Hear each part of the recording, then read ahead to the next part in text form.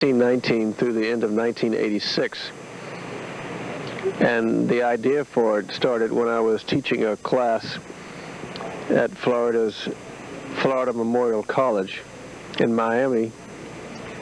And the class dealt with the black athlete, and I was looking for that definitive volume that somebody had written that had the entire history between the same set of bookends, and it did not exist, so I decided I would try to do it myself. And this is a first attempt, and I know some mistakes were made, not advertently, but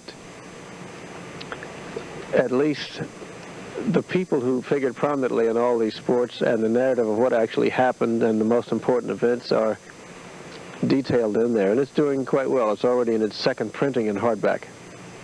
We understand that you did a lot of that research down at the Tuskegee, right. Tuskegee. And you mentioned that they just have tons of information. Tuskegee has tons of information on the black experience, period. No matter what it is, it seems that in 1911, the archivists there at Tuskegee began cutting out articles about famous black personages in a wide variety of fields, pasted them to cardboard, and just filed them away.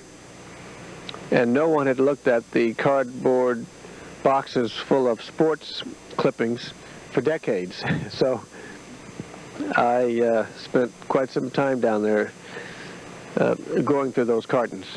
Proposition 42 with one qualification.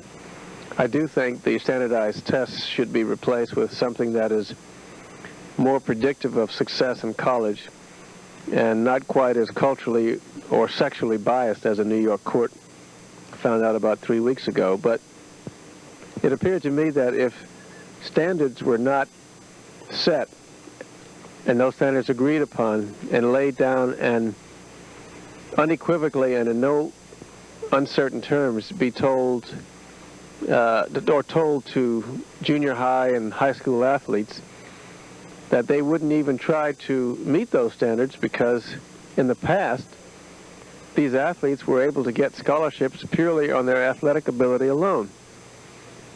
There's no question in my mind that even those from the poorer school districts across the U.S., if they were able to take advantage of 2.5 to 3 hour practice sessions organized by their coaches in track or baseball or football or basketball, well, that shows me that the organizational factor is not a problem. If you can organize a 3 hour practice for athletics, well, you can certainly organize the same thing for 1 hour for academics.